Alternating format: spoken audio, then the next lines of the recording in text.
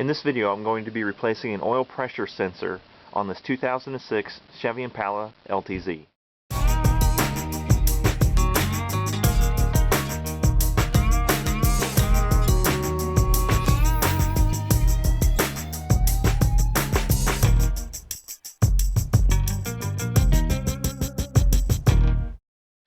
The owner of the vehicle was driving her car when all of a sudden on the dashboard a low oil pressure shut off engine immediately light came on, and so she pulled off the side of the road, turned the engine off. Later was able to get the car started again. The light didn't come back on. Made an appointment with the Chevrolet dealership, and they took her car in and checked it out and determined that the oil pressure sensor was faulty on the vehicle. They wanted $207 to replace this oil pressure sensor. Now she asked me if I could help her out and change the part for her, so I was able to find a new oil pressure sensor for about $23, so we'll change this ourselves and save a lot of money. Alright, in order to get to the oil pressure sensor, you're going to need to remove this heat shield off of the exhaust manifold. The oil pressure sensor switch is right behind here.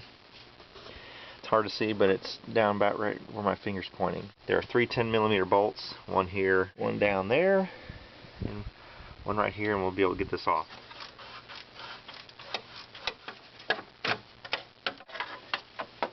Alright, with the heat shield off, you can look down through the manifold here, and you can see where my screwdriver's tapping.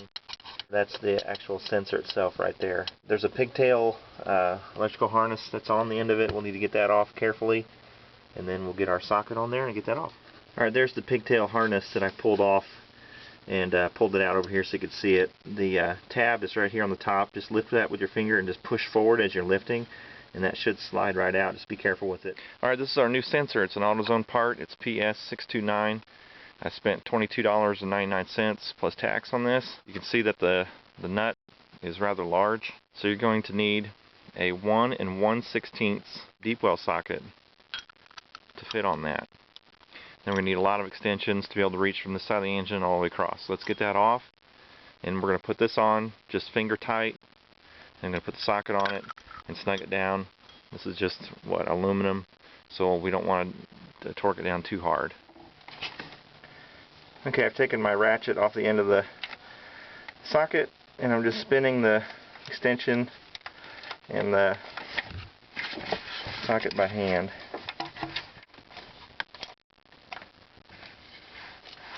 Okay, and I've got cardboard down underneath the car to catch any oil that might come out from that sensor.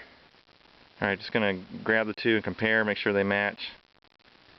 Everything looks good. Okay, I was able to get it started with my fingers, and I'll just go ahead and rotate it all the way down with my hand and then snug it up with my socket.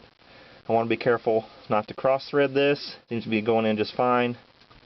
I'll take my socket and I'll just snug it down. I'm not going to tighten it too tight because I certainly don't want to crack it. Now you'll see that the socket doesn't want to sit real flush because it's so close to the oil filter that it doesn't really allow the socket to sit down properly.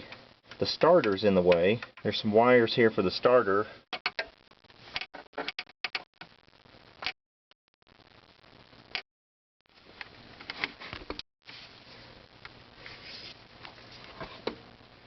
I'm going to reinstall the heat shield. It's got to slide underneath the other shield here. And just line up the holes.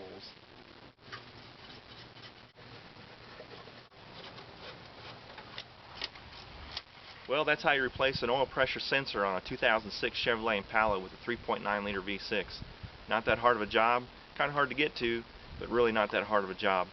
I paid about $23 for the part, about a half hour, 45 minutes of my time, and I saved about $180 compared to what the dealer was charging. So as you can see, it certainly pays to do it yourself. Thanks for watching. God bless.